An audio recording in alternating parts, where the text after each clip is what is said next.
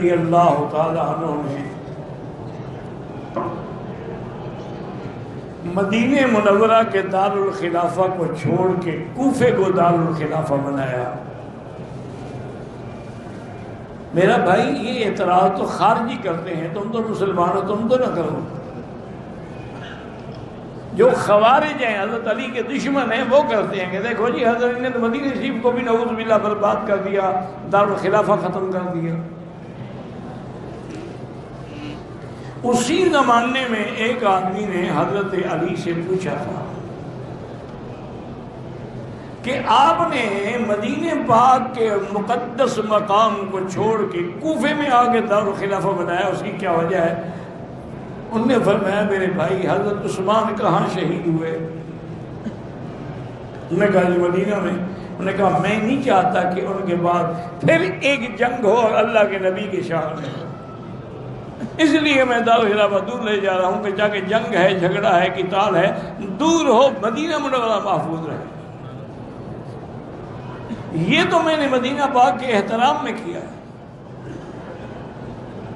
اسی طرح ایک اور خارجی نے بھی حضرت علی سے سوال کیا، اس نے کہا کہ حضرت علی ہمیں بات سمجھ نہیں آتی، حالانکہ حضرت ابو بکر بڑے نرم دل تھے، بالکل رقیق القلب تھے، فوراً آپ کے آنسو نکل آتے تھے، لیکن اس نرم دل آدمی کے زمانے میں بھی اسلام نے کتنے فتوحات کی ہیں، کتنے ملک فتح ہوئے ہیں، اور کتنے مشکل مسائل حل ہوئے ہیں کہ مرتد مسیلمہ بن الکذاب کو قتل کیا گیا، دجال کو قتل کیا گیا، مانعین زکوٰۃ کے خلاف حضرت ابو بکر نے تلوار اٹھائی، پھر حضرت عمر کا دور آیا تو سبحان اللہ پھر اسلام تو جہاں پہنچنا تھا پہنچ گیا، 22 لاکھ مربع میل فتح ہو گیا۔ پھر حضرت عثمان کا دور آیا، وہ بھی نرم دل تھے، لیکن ان کے زمانے میں بھی فتوحات اتنے ہوئے، اتنے فتوحات ہوئے کہ جس کا کوئی تصور بھی نہیں کر سکتا ہے کہ اسلام جو ہے ماشاءاللہ اسپانیہ سے لے کر ازبکستان اور تاجکستان اور ہندوستان تک جا پہنچا۔ لیکن جب سے آپ خلیفہ بنے ہیں حضور پاک کے، ایک بستی بھی فتح نہیں ہوئی۔ اس کی کیا وجہ ہے؟ یعنی اس نے حضرت علی پہ اعتراض کیا، تو حضرت علی نے فرمایا کہ ہاں اس کی وجہ ہے کہ جب ابو بکر عمر عثمان خلیفہ تھے تو علی وزیر تھا، اور جب میں خلیفہ بنا تو تم وزیر بن گئے، تو فتوحات کہاں سے ہوں گی؟ میں کہا میں نے ان کے دور میں وزیر تھا ان کا، اب میرے دور میں وزیر بن گئے ہو تم، اور تمہارا کام ہے مسلمانوں کو لڑانا، ہم اپنی جنگوں سے فارغ ہوں گے تو فتوحات کریں گے نا۔ تو اس لیے ایسے اعتراضات خوارج کرتے ہیں، بلا وجہ ان باتوں میں نہ پڑا کریں۔ ایک موٹی بات یاد رکھا کریں کہ جب اللہ نے قرآن میں یہ فیصلہ کر دیا ہے کہ تمام صحابہ سے میں راضی ہوں، رضی اللہ عنہم، اچھا صرف یہ نہیں، حالانکہ اتنا کافی تھا نا کہ اللہ راضی ہے، نہیں، وہ بھی مجھ سے راضی ہے، رضی اللہ عنہم ورضوا عنہ، صرف میں راضی نہیں، میں تو راضی ہوں، وہ بھی مجھ سے راضی ہیں۔ حضرت ابو بکر حضور کے ساتھ بیٹھے تھے، اور اس وقت یہ عالم تھا کہ آپ نے ایک بوری کا قمیض بنایا ہوا تھا اور ٹانکے لگائے ہوئے تھے کھجور کے کانٹوں سے۔ حضرت جبریل اترے، انہوں نے آ کے صلاۃ و سلام پڑھے، اور اس کے بعد کہا کہ سیدنا ابو بکر کو اللہ فرماتے ہیں کہ میری طرف سے سلام کہہ دیں۔ حضرت ابو بکر کو جب حضور نے فرمایا تو نے کہا ان اللہ سمانی من فوق العرش، اللہ نے عرش سے میرا نام بھی لیا، فرمایا ان اللہ سماکا، تیرا نام لے کے سلام بھیجیے۔ حضرت جبریل نے کہا حضور صرف سلام نہیں بھیجیے بلکہ اللہ نے سلام بھی بھیجا ہے، اور یہ بھی فرمایا ہے کہ یہ شہزادہ تھا، اپنی زندگی میں بادشاہ تھا، تاجر تھا، اب اس حال میں ہے، اس سے پوچھو کہ اس حال میں وہ اپنے رب کی قضا پہ رضا پہ راضی ہے؟ تو حضرت ابو بکر نے کہا رضیت ربی رضیت ربی رضیت، یا رب میں راضی ہوں میں راضی ہوں۔ تو اللہ نے فرمایا کہ ابو بکر اگر تم راضی ہو تو میں بھی تم پر ہمیشہ کے لیے راضی ہوں۔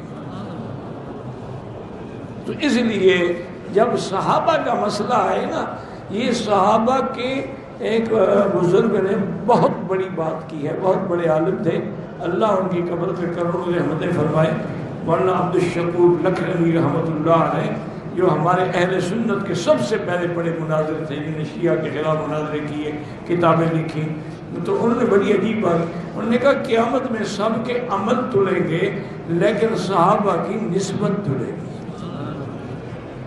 یہ بڑی بات ہے، یہ سمجھنے والے سمجھ لیں گے، تیرے میرے جیسے لوگ نہیں سمجھ۔ اللہ اکبر، انہوں نے کہا کہ سب کے تو اعمال تلیں گے نا، لیکن صحابہ کی نسبت تلے گی کہ من اصحاب رسول اللہ، یہ نبی کا ساتھی ہے، بس بات ختم ہو، اس کے بعد پھر عمل کی کیا ضرورت ہے؟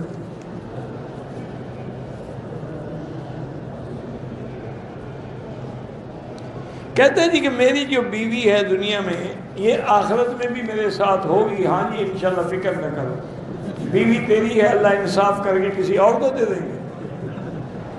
تو خدا کا خوف کیا کر، تمہاری بیوی ہے تمہیں ملے گی۔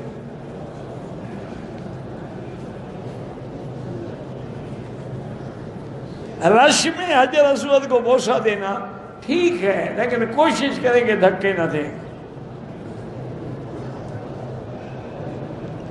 ہم ایک غیر مسلم کے ساتھ کام کرتے تھے، اس کے کچھ پیسے ہمارے پاس ہیں، کچھ سامان بھی ہے، وہ ملتا نہیں ہے، خیرات کر دو۔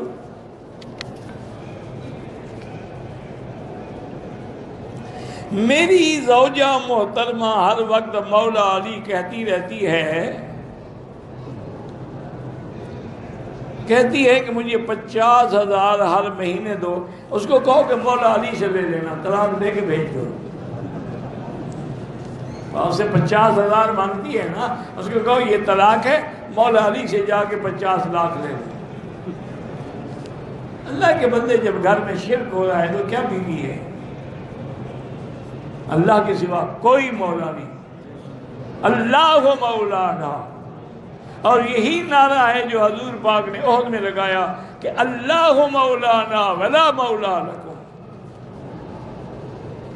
ایسی بیوی کو جناب گھر بھیجو اور اسے کہو باقی جو پیسے تمہیں ضرورت ہے نا مولا علی سے لے لینا۔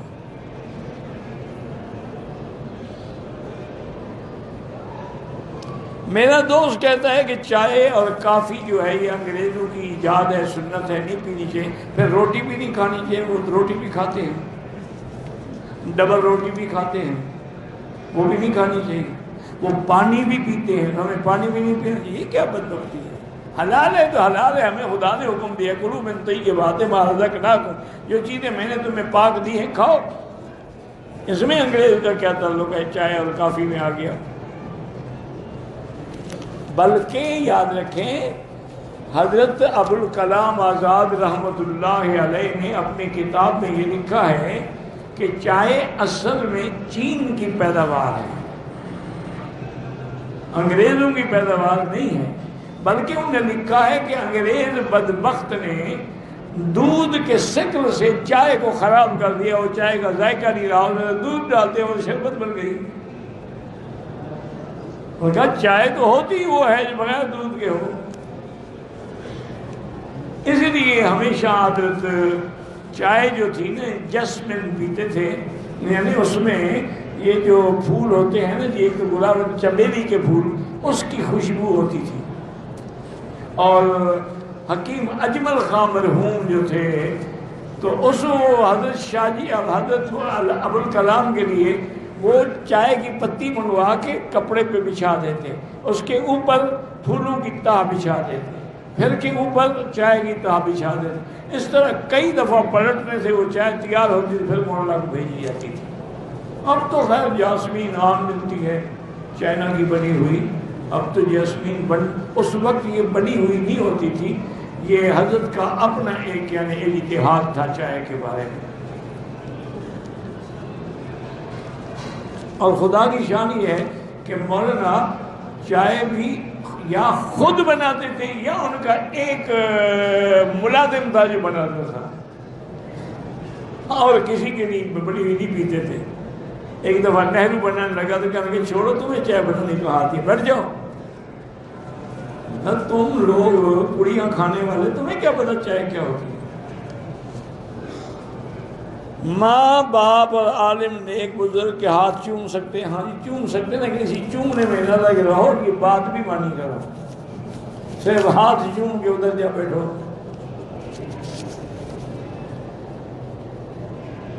کعبے کے خلاف سے عقیدت کے لیے دھاگے نکال، تمہارے بس میں ہو تو الہ بھی چوری کر کے لے جاؤ، بالکل ناجائز ہے۔ طواف بھی بھاگ کے نہ کریں، آرام سے چلیں۔ علیکم السکینۃ والوقار، صرف رمل کا حکم ہے، وہ بھی عمرے کا طواف ہو۔ مجھے پیر بننے کا شوق ہے، اس کا کیا طریقہ ہے؟ کسی پیر سے ملو، پہلے اس کے خلیفے بنو، پھر اس کو مار ڈالو، پھر پیر بن جاؤ۔ اپنی زندگی میں تو وہ تمہیں پیر نہیں بنائے گا نا، بنائے گا تو بعد میں ہی۔ پہلے پیر سے دوستی کرو، اس کو پھر مار ڈالو، پھر اس کے پیر بن کے بیٹھ جاؤ، جی مجھے حضرت کا حکم ہے۔ انا للہ و انا الیہ۔ میں مخالف ہوں، مجھ سے پوچھتا ہے کہ پیر کیسے بنوں؟ میں مسافر ہوں، مغرب نماز جماعت سے ادا کی، دوسری جماعت کی عشاء کی نماز بھی پڑھ لی، کوئی بات نہیں۔ اگر آپ نے جمع کر لی ہے تو امام احمد بن حنبل رحمۃ اللہ علیہ اور امام شافعی کے نزدیک جمع تقدیم تاخیر دونوں جائز ہیں، انشاءاللہ نماز آپ کی ہو گئی۔ لیکن حنفی مذہب یہی ہے کہ اپنے اپنے وقت میں نماز پڑھو۔ قبرستان میں میت کو دفن کرنے کے بعد قبر پہ اذان کہنا یہ بدعت ہے۔ اچھا تمہیں اللہ نے عقل جو دیا ہے وہ لوز ہو گیا ہے، نکل گیا ہے کیا؟ جیسے زندگی میں نماز نہیں پڑھی، اب مردے کو پڑھواؤ گے اذان دے کر؟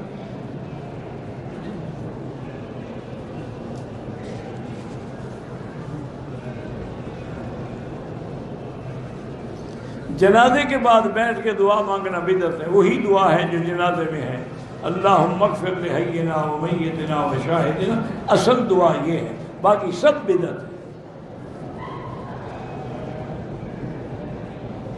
مجھے پتہ نہیں 6 چکر کیے میں نے طواف کیے یا 7 کیے، اللہ قبول فرمائے۔ اتنا شک ہے تو ایک دفعہ پھر دوہرا دو، صفا دہرانے کی ضرورت نہیں، طواف دہرا دو۔ اگر عمرے کے بعد حلق آدمی اپنا خود کر سکتا ہے، عصر کے بعد 2 رکعت واجب الطواف نہ پڑھیں، مغرب کے بعد پڑھیں۔ اگر ایک آدمی نے عصر کو طواف کیا، 2 رکعت نہیں پڑھے، ایک اور طواف کر لے، بہت سارے کر لے، بعد میں 2 رکعت پڑھ لے۔ کہتے ہیں جی مدینہ منورہ میں چبوترا بنا، ہاں وہ اصحاب صفہ کی جگہ ہے، یہاں اصحاب صفہ بیٹھتے تھے۔ بنایا تو ترکی نے ہے، لیکن جگہ تو یہی تھی نا اللہ کے بندے، آخر حرم بھی ترکیوں نے بنایا تھا، لیکن جگہ تو یہی تھی نا۔ اب حرم سعودیوں نے بنایا تو جگہ تو وہی ہے نا۔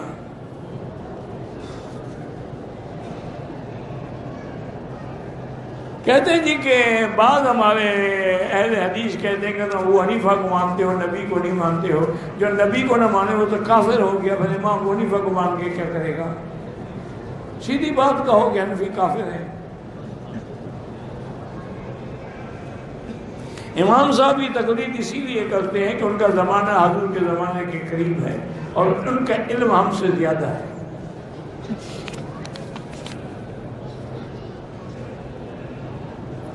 کہتے ہیں کہ مسجد الحرام میں اگر جنازے کی نماز پہلی منزل پہ ہو، طواف مطاف میں جو کھڑے ہیں ان کی بھی ہو جائے گی۔ اب امام اگر مطاف میں ہماری نماز ہو جاتی ہے تو جنازہ بھی ہو جاتا ہے۔ زمزم سے چائے بنا سکتے ہیں جی، بنا سکتے ہیں، اپنا حلق خود کر سکتے ہیں، کر سکتے ہیں۔ ہم نے عمرہ کی حلق نہیں کروایا، لیکن آپ پر دم ہے، حلق بھی کرواؤ اور دم بھی ادا کرو۔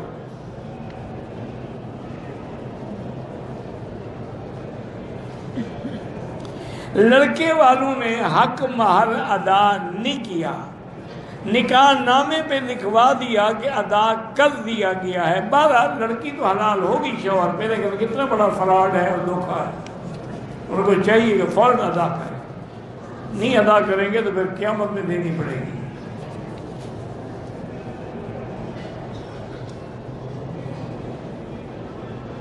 میاں بیوی ناراض ہوئے اور 15 سال تک نہیں ملے. نکاح تو نہیں ٹوٹتا، لیکن ایسے بدبخت لوگ ہیں کہ 15 سال تک انتظار کرنے کی پھر کیا ضرورت تھی. 3 سال کے بعد تمہیں خلع لینے کا حق ہے.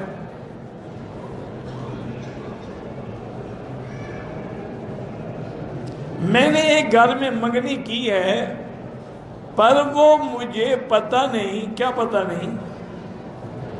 مجھے کیا پتہ؟ تمہیں پتہ نہیں تو مجھے کیا پتہ؟ میرے بعد آپ کا نائب کون ہوگا جس کو اللہ چاہے گا؟ مقصد ہے کہ تم مجھے جلدی مارنا چاہتے ہیں. میرے بعد والے کی جو تمہیں فکر پڑ گئی ہے تو تم یا تو مجھ سے تنگ آ گئے یا مجھے جلدی مارنا چاہتے ہیں. کہ جب میں نہیں تھا تو اللہ نے انتظام کر دیا، پھر اللہ کر دے. یہ ضروری تو نہیں ہے، میراث تو نہیں ہوتی.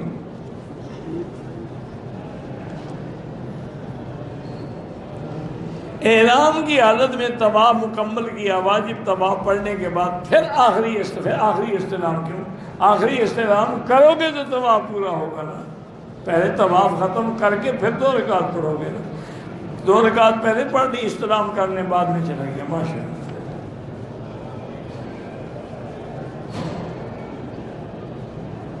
کہتے ہیں مجھے آپ سے محبت بھی ہے اور آپ کے بیانات میں سندھ میں بھی سنانا چاہتا ہوں. غریب آدمی ہوں. آپ کی جو CD ہے وہ 100 ریال کی ملتی ہے. آپ انٹرنیٹ سے کسی سے کہہ کے ساری اپنے فون میں بھر دیں بغیر کسی پیسے کے، ڈاؤن لوڈ کر دیں. 1 ریال بھی نہ دیں کسی کو. وہ آپ کو فیس بک پہ یا یوٹیوب پہ سب مل جائیں گے. اگر ایک آدمی نے مدینہ منورہ سے احرام باندھا، طواف کیا، صفا 1 دن بعد کی، سر مڑایا، کوئی حال، لیکن احرام نہ اتارا ہو، احرام میں رہا ہو، پھر تو کوئی حال نہیں. اگر طواف کرنے کے بعد صفا کرنے کا احرام کھول دیا، سر نہیں مڑایا، پھر دم پڑ جائے گی. ہاتھ کانوں تک اٹھانے کی کوئی ضرورت نہیں ہے. عورت کہاں تک ہاتھ؟ سینے تک ہاتھ اٹھائے. عمرے میں سب سے اہم چیز نیت ہے، اس کے بعد طواف ہے. صفا مروا واجب ہے. ایک نماز کا 1 لاکھ.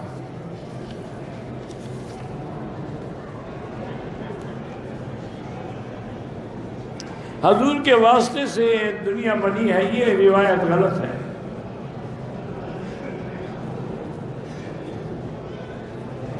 اللہ دعا کریں زیارت نصیب ہو. آپ بھی درود پڑھا کریں، زیارت نصیب ہوگی.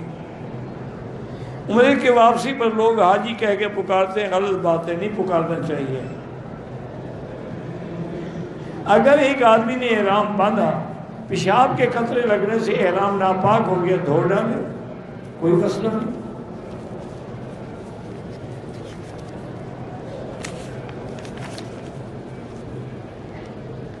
لا الہ الا اللہ وحدہ لا شریک لہ لہ الملک. و کفن پہ لکھتے ہیں، یعنی کفن کے اندر رکھتے ہیں، بالکل ناجائز ہے.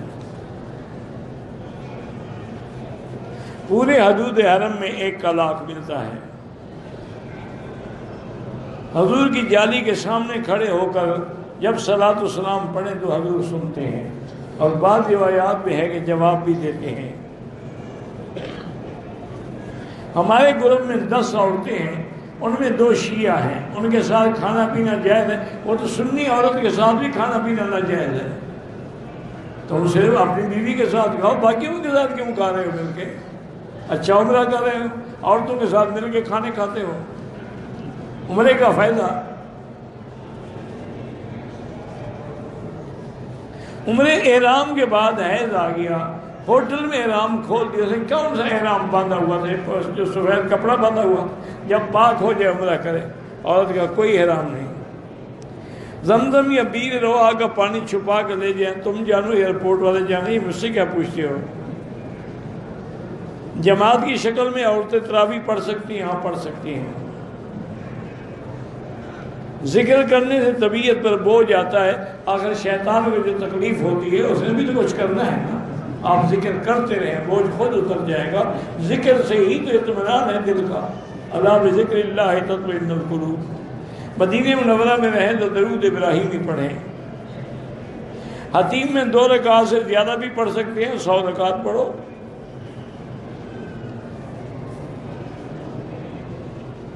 میں نے دکانیں کرائے پر دی ہیں، ایک دکان میں حجام ہے، اس کا کرایہ بھی آپ کے لیے حلال ہے، وہ گناہ اس پر ہے، آپ پر تھوڑا ہے۔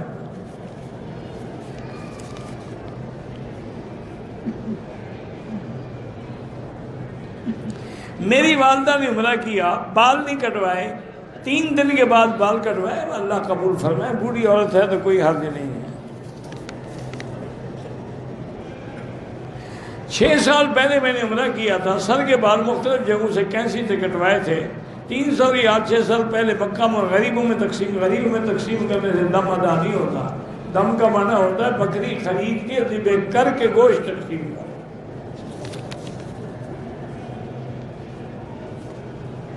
مغرب کے بعد پہلے 2 رکعت واجب الطواف پڑھو، پھر مغرب کی سنتیں پڑھو۔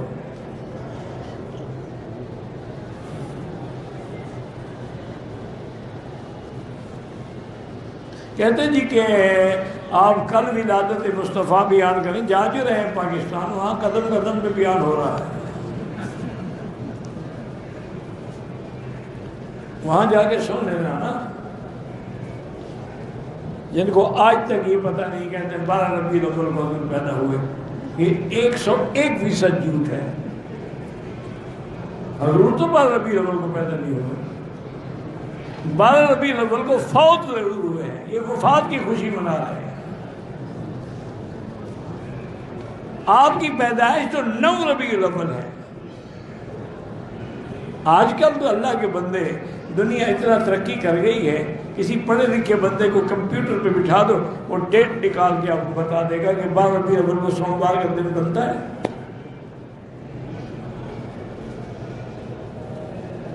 بس ایک خیال ہے، دین تھوڑا ہے، نماز نہیں پڑھیں گے، صلاۃ و سلام پڑھ رہے ہیں کھڑے ہو کر، کیا فائدہ ہے؟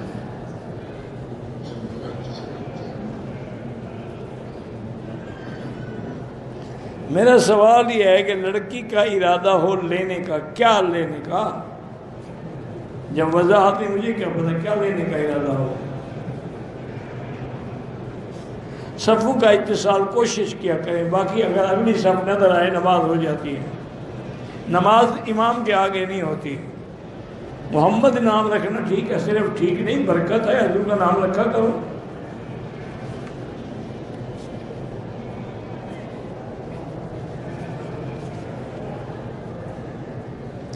صحن میں بھی 1 کا لاکھ ملتا ہے، لیکن اگر صفے مل جائیں تو اسی نماز کا ثواب ملے گا۔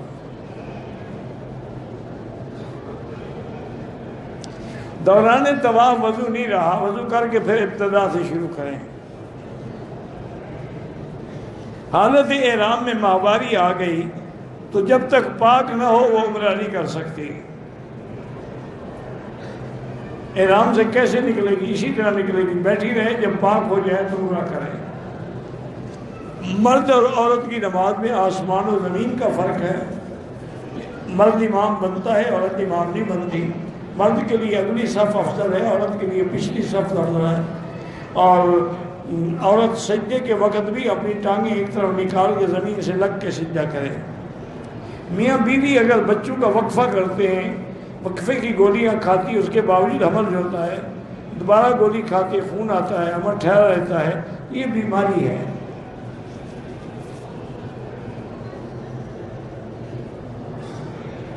ہم دور دراز سے عمرے پہ آئے، مسافر ہیں، اس میں کوئی شک ہے؟ ہر عمرے والا مسافر ہے۔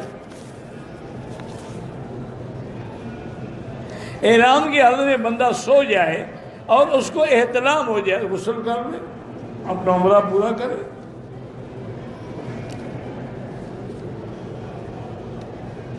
کہتے جی کہ جنات جو ہیں وہ بھی حج اور عمرہ کرتے ہیں، کیوں آپ کو ملنے کا شوق ہے کیا؟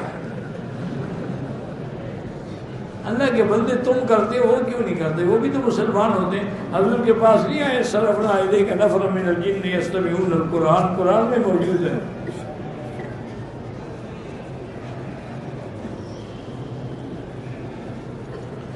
ہمارا ایک ہمسایہ شیعہ ہے، بالکل اس سے ہمدردی کریں، اس کو کھانا دیں، کھانا کھلائیں۔ ہمدردی سے تو اللہ نے منع نہیں کیا۔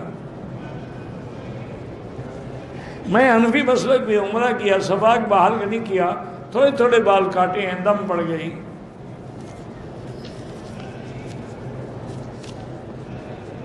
نیاز کھانا جائز ہے، بدعت ہے۔ دم کا معنی جب واجب چھوٹ جائے تو دم دینی پڑتی ہے۔ اگر ہم دوبارہ عمرہ کریں تو مسجد عائشہ سے جیرانہ سے کر سکتے ہیں۔ میرے دوست کراچی سے ہیں، ان کا نکاح ہوا، لڑکی والے رخصتی نہیں کر رہے، انہیں طلاق کا مطالبہ کر رہے ہیں، ٹھیک ہے، اچھی بات ہے۔ بعد میں جو جھگڑے ہوتے ہیں ابھی سے طلاق دے دو، جان چھوٹی۔ جن لوگوں کا یہ حال ہے کہ رخصتی سے پہلے طلاق مانگ رہے ہیں، دفع کرو۔